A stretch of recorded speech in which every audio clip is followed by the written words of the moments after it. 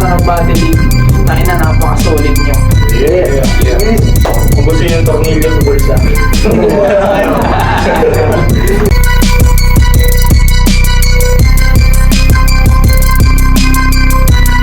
Patalastasan na naman, tanimbara yung event natin ngayon. So magingay muna tayo para sa laban na parating, oh. Yo, so shoutout muna.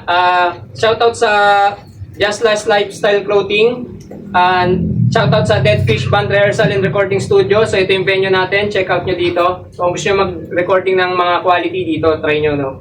Shoutout to our Street Finest, sa Pangpala Aspiring Rappers, Nasty Ralph Beats, Yams Puto, Ube, Leche Plan, Dried Fish and Eggs, Peace Me Digital Printing. Special shoutout kay Sir Ambet, Simbulan Rice Trading. Shoutout kay JJ West. Shoutout sa katabi ko ngayon kay Nasha. Ayun, no, so bago tayo magsimula, MC, pagpakilala ka. Yo, nga pala si Slander. Di nila mabasag, ya chilero lang. Ho, ya chilero lang. O sige ako na nasa lapag, kayo na nasa bubong. Utak ko pinapagana, dito mandang paurong. Ano sa tropa ko si Jansen, sinamahan ako dito. Kaya sa mga tropa ko sa Karisawaning, save lang, pwede nyo sound tripin niya, mga malulupit na artist sa Bulacan. Lang. Okay, so sa kaliwa ako magpakilala ka. Yo, nga pala si Caleb.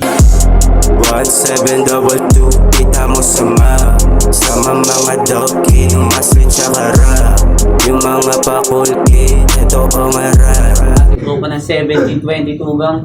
Unang-una sa lahat, salamat sa mga tropa kong sumama, kay Jay White, saka kay Alvin.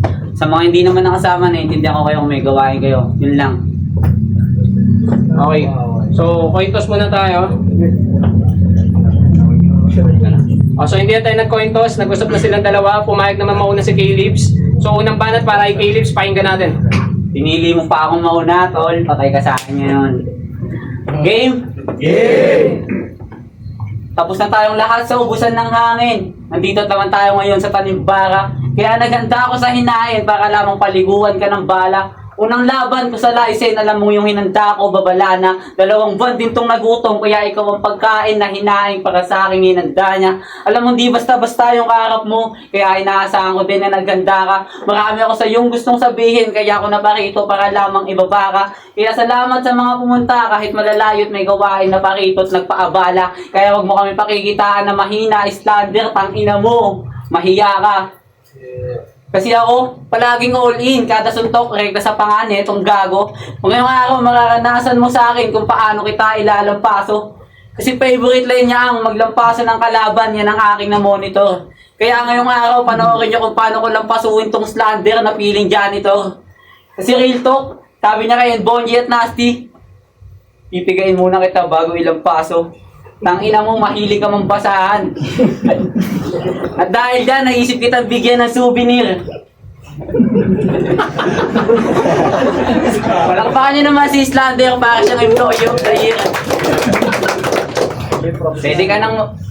Pwede ka nang maregular, masyado mo na kasing ginalingan. Kaya dito sa patalastasan, di mo na kailangan makipagtulakan. Habang ako, lahat ng sasalang dito ngayon, isa-isa ko yung papuputukan. Lahat ng MC na magpapaapoy ngayon, magmumukhayan sa aking naulanan.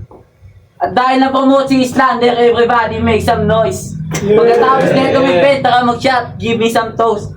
Pwede ka na magtrabaho dito pagka-close ng doors. At dahil nilalampaso na kita, tol, the floor is yours.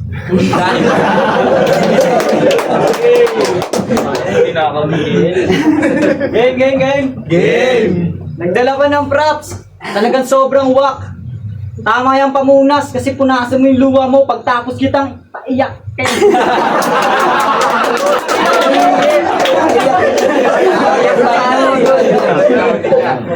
Game! Pagtapos kay Kuya Nasty, bigla liko kay Calebs. Puta di man lang ako nagpanik. Di naman nabago sa akin makatapatan, mga mukhang nanlalaban na adik. Mas wala akong pake kung berde o puti tinitira mo. May kalalagyan ka sa akin pag nagdilim tong paningin ko. At ipapaliwanag ko lang, di mo ko kayang isahan. Kung nakatagos ka dun sa Lysen na inihika, may numanda ka sa Slander na mapanira. Kasi Tanimbara yung tagpo, kaya hinukaya ko na malalim bago daragin tong bano. Ako'y nagmistulang sundalo para ubusin yung mga nagpipiling sa laro. Di ka pa pala nakatunog? Tangina mo, setup to. Tinaniman kita ng pasabog na sa kapaligiran lang ng ating pagtagpo. Umaandar bawat segundo at tanging matitibay lang ang makakapaghinto. 1 minuto yung palugit para mapatigil yung yanig. O sige, mataranta ka dyan habang inaantay ka ng karo mong malamig. Kasi kung mas pipiliin mo pa rin manlaban, please open your eyes. Dalawa na kasi yung mas pinili mag-concede kasi hindi mahanap yung defuse. Oo, mala counter-strike yung senaryo. Uubusin mga katribo. Malabo mo makounter kahit malupit kang terorismo. Pagkat wala akong balak magpatalo ako yan dahil sumabay sa bawat tagay. Pulutan lang to sa aking binigay yung tanggal umay. Paano ka tatago sa tanimbara o mababaw ka humukay? Umay sa mga ganitong klaseng katapat. Pasalamat ka na lang hindi ko tinalikuran tong laban kahit wala kang kwentang katapat. Pagkat wala kang pag-asa na manalo kahit itodo mo yung ensayo. At kahit tutuwi pa yung laban na alating ka lang sa akin na parang kinulang sa Ricardo. At kung sakaling inabot ka ng mga punch ko, knockout ka sigurado. Kasi kabilang ka sa mga walang bilang, kaya hindi ka na kailangan bilangan ng mga hurado. Kasi ang tagal mo na nag-rap. Kasi nauna ka sa akin mag-rap, hanggang ngayon wala kang pinagbago. Kung gusto mong influensyahan ako ng mga likha mo, sige pakitaan mo ako ng bago.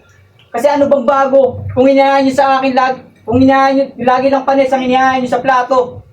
Di ko na sobrang basic lang na talunin ka, di ko na kailangan ipihit ng todo. Oo, parehas tayo nasa underground, pero ikaw ibabaon ko ng todo. Time. Ano ang banat, Parekid? Aalatin daw na parang kulang sa Ricardo. Maalat nga, di sobra sa asin yun, tol. Yo, round 2 game? Para sa lahat ng mga MC at ikaw, puking ina mo makinig ka. Dito sa pinasukan nating laro, huwag ka dito kung iyakin. Bawal dito mahiyain kasi kung oo, haharangin ka ng mga hangin, gugulangan, mamamain, babatukan, babatain, duduruin, dadaragin. Kaya bilang kabaro nyo, ito ang payo mula sa akin. Ipakita natin sa kanila kung sino yung akala nilang mahina. Huwag tayong papayag na mahila. Ang taglay natin na galing, iparamdam natin at ipakita. Sa dila nating matalim, alam natin mag-iiwan yan ng hiwa. Pero wag lalaki ang mga ulo sa bawat tropeyo mong makukuha. Tandaan na laging mata sa langit at itapak ang mga paa sa lupa. Kasi ako may kilala akong nakesyo kampiyon, ayaw madungisan ng pangalan. Biglang nagkakaroon ng rason kapag alam niyang dihado siya sa kalaban. Puro damay issue mga gulo tapos ayaw madama yung kasintahan. Sige, bilang respeto at bilang rapper hindi na kita papangalanan.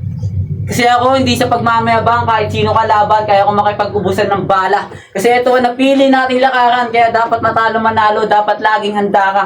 Kasi para sa akin ang magigiting naman dirigma may dungis ng pagkatalo ang sandata. Kaya ako laging handa kapag andyan na yung biyaya. Pangarap ko din maging between sa musika, magmula pa lang ako ay bata. Kaya kung ako dun sa spoiler, tangin na yan, hindi ko aatrasan yung tala.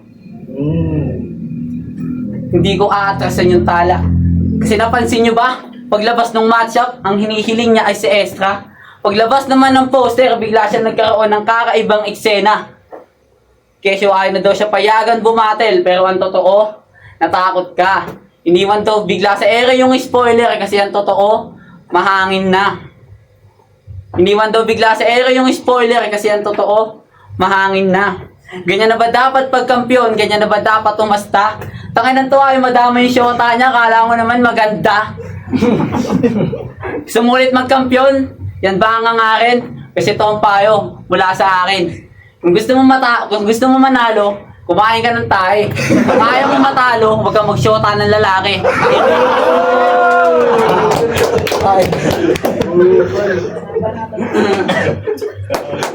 Hindi niyo siya mag-rap, parang tanga. Di mo malaman kung inboard talaga o may plemang nakabara. Magiging yung boses mo masyadong garalgal. Siguro nung ginagawa ka, yung tatay mo masyadong garapan. Di na para kalikutin pa yung buhay mo. At di ko na kailangan mag-isip-sip para ibaon ka sa labang to. Oh, kalikot, sip-sip. Ganyan na ganyan ang ginawa ka ng tatay mo. Anong akala mo magpapatalo ako sa laban to? Tanga, hindi. Ang mararanasan mo sa akin hindi lang masakit. May kasama pang hapde. Kasi kay Libs, hindi ako sa'yo believe. Yan ang tanggapin mong malugod. Binabaunan ka pala ng Hansel ang nanay mo. E di paglalabas ka ng bahay, pinupulbuhan ka sa likod. Nax, mamas boy ang puta. Pasalamat ka na lang iniingatan pa yung ganito kapangit na itsura. Kasi walang pag-asa to. Kahit sa pagandahan lalaki siguro talo to. Paano mananalo to? Mukhang impacto to. Miski sa musika wala ang mabuting na yung bag. Kung ako sa'yo magretiro ka na lang, Brad. Mas may pakinabang pa sa'yo yung mga nagbubukas sa 7-Eleven kahit ikaw yung gising dyan magdamag. Ano, masakit ba? Ganyan talaga. Ako si Slander. Walang makakapigil pag nanggago. Ngayon makakakita kayo ng gangster na minamaltrato. Isang minutong massacre pero baldado pagkatao. Hihingi na lang ako ng tawad sa mga tarsier pag nabawasan sila ng katribo. Time. Yung round 3 game. Game! Uulitin ko lang sinabi sa kanya ni Nasty. Sabi sa kanya. Alam mo ba ang Islander? Eh kasong verbal at paninirang puri na walang pasihan. Pangalan mo Islander, tangina anong klase yan? Pero kuya, ba't ka nakaganyan? Ikaw naman kasi tangina mo, bakit Islander? Pwede namang scammer, scatter. Kung ayaw mo, edi spoiler. Tanganan to, kung ano-ano pang sinabi sa akin, ba't kami maniniwala sa'yo, Islander ka nga, mahilig kang gumawa ng kwento. Yung Jinggoy, yung pangalan mong Islander, ngayon si Kaylee, yung naka-enkwentro. Jinggoy, Islander, Senator Bars, bitch. Tangina mo, ba't kasi ang hilig mong gumawa ng... Nawala tuloy ako. Ngayong si Caleb siyang naka-enkwentro. Yun. Tangina mo, yung utak mong mababaw, halos ayad pagkatanga. Ang hilig mong gumawa ng kwento, nakakabwisit ka, tangina ka. Ang sarap mong kurutin sa pisngi, hindi ko titigilan hanggang sa mamula. Ang sarap mong kilitiin tol, hanggang maubusan ka ng hininga. Ang sarap mong kilitiin tol, hanggang maubusan ka ng hininga. Ang sarap mong kilitiin tol, hanggang sa maubusan ka ng hininga.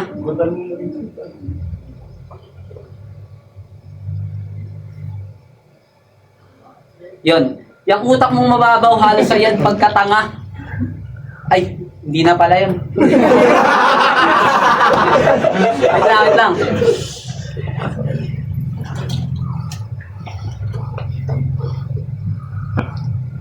Ang sarap mong kilitiin hanggang sa maubusan ka ng hininga. Yang utak mong sabaw, parang tubig ang laman. Dapat pangalan mo na lang, Tumbler, tangina, tumutugma naman. Mag-ingay para kay Tumbler. Oo, magkasabayan lang tayo, pero sa palaliman, malabo ka sa aking makasabay. Kasi tandaan mo tol, kapag mababaw lang yung tubig, hindi yan nakakatangay. Kaya anong Islander in your face, maboy? Tangina mo, hindi ka kaabang-abang. Hindi ka tinangay ng agos, papunta dito, gago, sumasabay ka lang. Kasi bakit? Kasi patok sa eksena at minamahal ng karamihan. Alam kong gusto mo din maging isa sa mga una nating kinahiligan. Pero payo ko sa'yo, parehas lang tayo tol, pero payo ko sa'yo, hindi yan madali yan. Talunin mo muna ako ngayon tol, pero promise ko sa'yo, hindi ito madali lang. Yeah! Kasi parehas lang tayo ditong ano? Parehas na alagad ng sining. Pareho lang din tayo ditong nangangarap. Pero ngayong araw, ako sa ating dalawa ngayon ang mangingibabaw. Itong batang nangangarap, maaga din sa akin tong papanaw. Malulunod ka sa bara kung malalim kapag hindi ka marunong lumangoy. Tadyang-tadyana na ang may nais, kaya ang hangin dito ka itinaboy. Yung akalang sagot sa mga pangarap niya na nawala na lang bigla sa isang langoy. At speaking of langoy, lumipad pa syudad para lamang siya dito makatapos. Yung mga pangarap ay biglang nawala na lang at inagos. Nangarap lang din namang sa hirap ng buhay makaraos. Bakit si Rene Baterbonia parang nalunod kung pwede namang si Maricos? Maraming dapat panagutin kung iimbestigahan natin ng maigi. Para nga ba sa bayan ng bawat kilo o para lamang sa kagustuhang pang sarili. Simula nung nawala si Tatay Digong kung ano-ano na nangyayari sa pili. At yung mga dapat managot para dyan Sina. You can see me.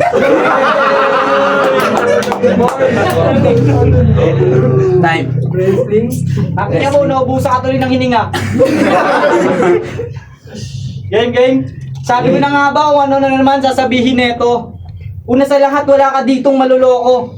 Mananalo ka lang sa akin pagka mag-anak mo yung hurado. Kasi tignan nyo naman yung estilo niya. Gumagamit ng mga salita, ang hirap na hirap siyang banggitin. Kaya yung mga tao, pinipilit ka na lang intindihin kahit hindi ka maintindihan. Mongolid ka kasi, tas kamukha mo pa si Boss Atan.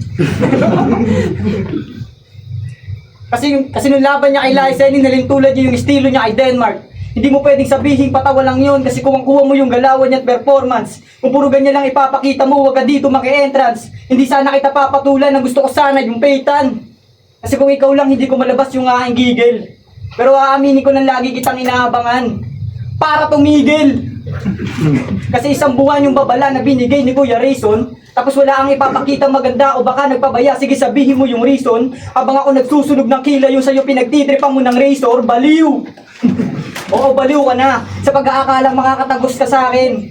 Para ka nagpalapa sa liyong isang buwan ng walang kain. Magpasalamat ka na lang, nag-effort pa ako para durugin ka at pasalamat ka na lang, nag-effort pa ako para durugin ka at para ipamukha sa'yo agbat nating dalawa. Ikaw bumabatid para sa papuri, ako para sa kultura talaga.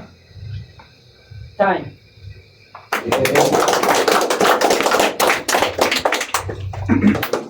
Okay, so K-Lips versus Lander. Mag-ingay muna tayong lahat isang beses pa para sa laban na yun.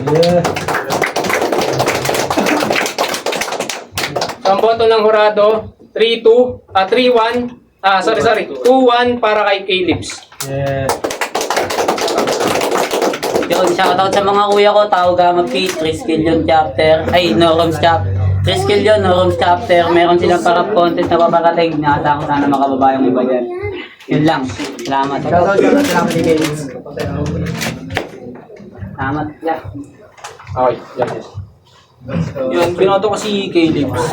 Siguro overall na lang, mas entertaining yung mga rounds niya. Tapos yung kay Slander kasi parang siya yung placing ng punchline medyo awkward yung lagay kasi hindi mo alam kung kailan lalanding tsaka kung kailan yung setup niya. So yung siguro yung structure ng round niya. Yung kay K-Lips naman, medyo magulo rin yung structure pero nakaka-compensate kasi ng entertainment niya. Yun, kaya kay K-Lips. Yung binoto ko kay Libs, pero props pa rin kay Slander. Pero siguro bumase na lang din ako kung yung mas tumatama sa akin, pati sa crowd. Tapos yun, napasaya rin ako ni kay Libs. So, ayun pare. Yan. Tapos to, kanino ba to? Kay Slander yan. Akin nga lang, tangin na yun. Yori, Quago. Binoto ko si Slander. Binasi ko yung boto sa overall performance kasi may onting joke pati si K-Dibs. Tapos, grabe props dun sa mga jokes ni K-Dibs. Putang na to, nakakatawa sobra. Tapos, ayun, kasi mga, sa per naman din. Halos lang din, halos pantay lang din. Pero, overall performance, K-Dibs. Ay, standard. Gawin daw, shoutout kay Sir Ambet Simbulan, Rice Trading. So, gusto niya ng mga quality na bigas niya na sa may sample. So, thank you sa pag-sponsor niyo. So, may 2 kilo tayo na bigas para sa mananalo kay K-Lips. Salamat. Congrats. Salamat sa Ambet Rice Trading.